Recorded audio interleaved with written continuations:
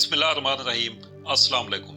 मैं अबू शान हूँ और आप मेरा यूट्यूब चैनल देख रहे हैं। नाज़रीन कराम, Vicky leaks, Panama leaks, don leaks, audio leaks, लेकिन हम फिर भी शरीफ। इस वक्त मेरे पास दो खबरें हैं और दो खबरों पर हम बात करेंगे। पहली ऑडियो लीक्स के हवाले से और दूसरी खबर है किसान मार्च के हवाले से। तो पहली खबर से आगाज करते हैं। इस वक्त पाकिस्तान में ऑडियोज का एक तूफान आया हुआ है और इसमें बड़े बड़े बुर्ज जद में आने वाले हैं। हुकूमती ईवानों में क़यामत सोगरा का मंजर है। हर किसी को अपनी पड़ी हुई है, नफसा नफसी का आलम है। हर हुकूमती मेंबर या हुकूमती अरकान इस फिक्र में और इस परेशानी में मुब्तला है कि कहीं उसकी कोई ऑडियो लीक ना हो जाए और उसके लिए मसाइल ना बन जाए। गुज़श्ता चंद दिनों में हैकर ने हुकूमत को लेटा के रख दिया है। हुकूमत की तरफ से 10 अरब रुपए तक की ऑफर हुई, लेकिन हैकर ने इस बात से इनकार करते हुए कहा कि वो पैसों के लिए नहीं बल्कि इस वतन अजीज पाकिस्तान की बेहतरी के लिए कर रहा है। अब तक जितनी भी ऑडियो लीक्स हो चुकी हैं और उन पे जितना भी तूफान बरपा है, उससे कहीं ज्यादा तूफान और इस हुकूमत के लिए परेशानी आने वाले कल में होगी। हैकर ने 30 सितंबर का ऐलान किया था कि वो 30 सितंबर को जितना भी उसके पास डेटा है, ये कोई तकरीबन 100 घंटे तक की रिकॉर्डिंग बताई जा रही है, वो सारा डेटा लीक कर देंगे। हैकर ने यह भी कहा था कि अपने कैलेंडर पर 30 सितंबर की तारीख पर निशान लगा लें। अब तक जितनी भी ऑडियोज आई वो एक ट्रेलर था और फिल्म कल शुरू होने वाली है। इन ऑडियोज में अगर एक दो ऑडियोज पर ही हम गुफ्तगू करें, पहली जो ऑडियो आई थी वजीर आजम शहबाज शरीफ की, जिसमें मरियम नवाज के दामाद रहील के एक पावर प्लांट के हवाले से बात हो रही थी कि उसका आधा हिस्सा पाकिस्तान पहुंच गया है और बाकी आधा सामान लाने के लिए या प्लांट का बकिया हिस्सा लाने के लिए उसके लिए तरतीब बनाई जा रही थी। जबकि दूसरी ऑडियो में मरियम नवाज और उनके अंकल वज़ीर आज़म पाकिस्तान शहबाज शरीफ की गुफ्तगू है और वो इस हवाले से गुफ्तगू कर रहे हैं कि इसहाक डार की वापसी के लिए क्या इक़दामात किए जाएं। तो अब तक जितनी भी ऑडियोज आई हैं उनमें इत्तेहादी हुकूमत बुरी तरह फंस चुकी है। एक ऑडियो गुज़श्ता रोज साबिक वज़ीर आज़म पाकिस्तान इमरान खान की भी लीक की गई और इस ऑडियो लीक होने के बाद इत्तेहादी हुकूमत ने शादियाने बजाय नारे लगाए कि इमरान खान की भी ऑडियो आ गई है। लेकिन ये ऑडियो 1 से सवा घंटे के अंदर बुरी तरह पिट गई और इसका सारा फायदा इमरान खान को और सारा नुकसान इत्तेहादी हुकूमत को हुआ। वैसे तो इन 5 महीनों में इत्तेहादी हुकूमत ने इमरान खान के खिलाफ कोई भी साजिश की, वो खुद इन्हीं के गले पड़ी। तो इस वक्त भी सूरत हाल रही है और जो इत्तेहादी हुकूमत इस वक्त बुरी तरह फंस चुकी है।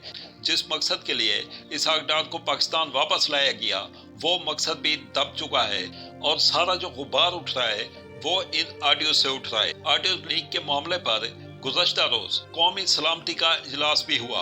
ये इजलास एक रोज पहले होना था, लेकिन किन वजूहात की बिना पर इस इजलास को मुलतवी किया गया।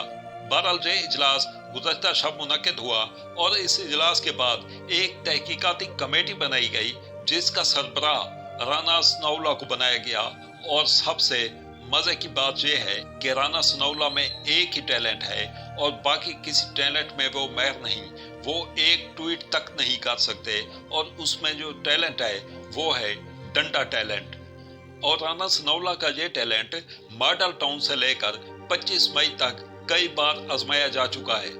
इसके अलावा वो किसी काम में माहिर नहीं है और इस वक्त भी इस्लामाबाद में राना सनाउल्लाह की जरूरत पड़ गई है और वफाकी हुकूमत राना सनाउल्लाह के इस टैलेंट से फायदा हासिल करना चाहती है, लेकिन ये फायदा हासिल नहीं कर सकते।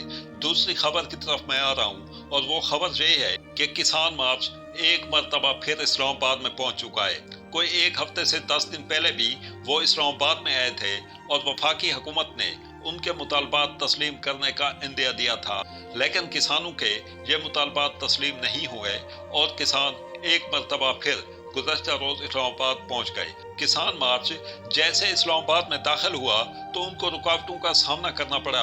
पूरे इस्लामाबाद को कंटेनर से सील कर दिया गया था, भारी पुलिस और एफसी तैनात की गई थी। लेकिन इसके बावजूद जो किसान हैं वो सारी रुकावटें अबूर करते हुए रेड जोन तक पहुंच गए थे। रेड जोन पहुंचने के बाद भी पुलिस और एफसी की मदद से किसानों को पूरी रात डराया जाता रहा। कई बार ऑपरेशन करने की तैयारी की गई, लेकिन इसके बावजूद किसान डटे रहे।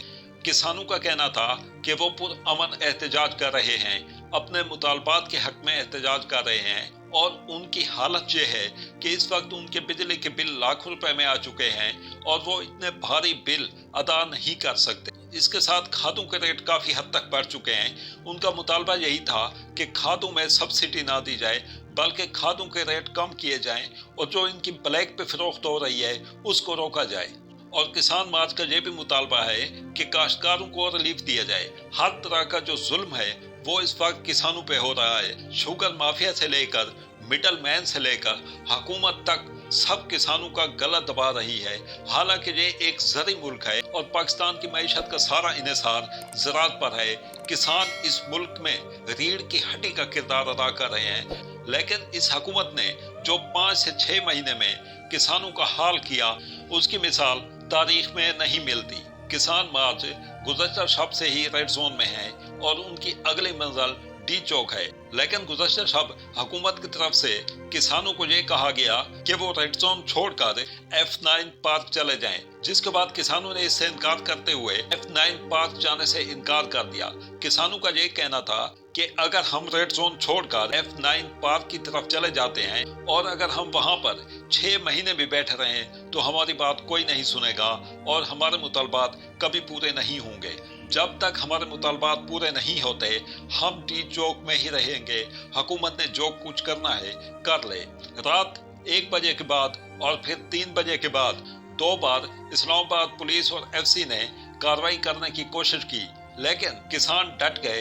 एहतजाजियों में जो लोग सोए हुए थे उनको भी जगा दिया गया। वो बार बार ऐलान करते रहे कि हम पुरअमन लोग हैं, हम सियासत नहीं कर रहे, हम सिर्फ अपने मुतालबात मनवाने आए हैं, हमारे मुतालबात मनवा लिए जाएं। सूरत हाल ये है कि लाखों रुपए के बिजली के बिल भेज दिए जाते हैं। उसके बाद जब इतने भारी बिल किसान अदा नहीं कर सकते तो उनके बिजली के मीटर उतार लिए जाते हैं और उनको फसलों की मद में लाखों रुपए के नुकसान से दो चार होना पड़ता है। इस वक्त जो काश्तकार हैं वो एक तरफ सैलाब से बेहाल हो चुके हैं और दूसरी तरफ हुकूमत वक्त ने उनको नाखून चने चबा दिए हैं। हुकूमत की तरफ से बार बार यही कहा जा रहा है कि ये कुर्बानी का वक्त है, ये मुश्किल वक्त है और इसमें आप हुकूमत से ताउन करें। लेकिन रात जो मैं सुन रहा था वहां पे किसानों की तरफ से एक ही बात आ रही थी कि वजीर आजम साहब की भतीजी उनके दामाद को हुकूमती सतह पर रिलीफ दिया जा रहा है उनकी एक प्राइवेट हाउसिंग स्कीम के लिए। जबकि वजीर आजम पाकिस्तान जब अमेरिका में दौरा करते हैं तो वहां पर वो दुनिया के महंगे 3 होटल में ठहरते हैं और दूसरी तरफ हमारा ये हाल किया जा रहा है और हमें कहा जा रहा है कि आप कुर्बानी दें। आज हम किसान इन 5 महीनों में इस हाल तक पहुंच चुके हैं कि हमें पूरा साल अपनी जमीनों पर मेहनत करने के बाद 2 वक्त की रोटी तक मुयसर नहीं है। इस वक्त अगर मुल्क की सूरत हाल पर गौर किया जाए, खसूसन इस्लामाबाद में जो हाल बना हुआ है, तो ये इंतहाई खतरनाक सूरत हाल है। एक तरफ हुकूमती अरकान की ऑडियो लीक्स हो रही हैं। इन ऑडियोज की वजह से हुकूमत के खिलाफ शदीद नफरत पैदा हो रही है। दूसरी तरफ जो किसान हैं वो अपने मुतालबात के हक के लिए रेड जोन में पहुंच चुके हैं। अगर आपको पड़ोसी मुल्क भारत में किसानों का एहतजाज याद हो तो इस हद तक गया था कि किसानों ने मोदी हुकूमत को नाखून चने चबाने पड़े थे। तो सूरत हाल इस वक्त इस्लामाबाद में भी कुछ अच्छी नहीं है। किसान मार्च का एक बड़ा काफिला इस्लामाबाद रेड जोन में पहुंच चुका है, जबकि इतलात के मुताबिक किसानों के बाकी काफिले भी इस्लामाबाद की तरफ रवाना हो चुके हैं। अगर वफाकी हुकूमत ने इन किसानों के मुतालबात पर गौर ना किया और इन किसानों के मुतालबात पूरे ना हुए तो ये एहतजाज जो है ये शिद्दत इख्तियार कर सकता है। किसान सख्त जान होते हैं, वो लाठीचार्ज और आंसू गैस से नहीं डरते। और इस वक्त मुल्क की जो सूरत हाल है वो एक किसान नहीं या ज़राअत का शोबा नहीं कि एक ज़राअत का शोबा मुतासर हो चुका है। इसमें सारे शोबे और हर शहरी मुतासर हो चुका है। अगर किसानों के एहतजाज के साथ सनअतकार, ताजर, वकला, सरकारी मुलाजमीन اور دیگر بھی ان میں شامل ہو جائیں تو یہ ایک خطرناک صورتحال پیدا ہو جائے گی، اور ایسی ایک صورتحال ہم کچھ عرصہ قبل سری لنکا میں بھی دیکھ چکے ہیں۔ اپنا خیال رکھیے گا۔ اللہ حافظ۔ پاکستان زندہ باد۔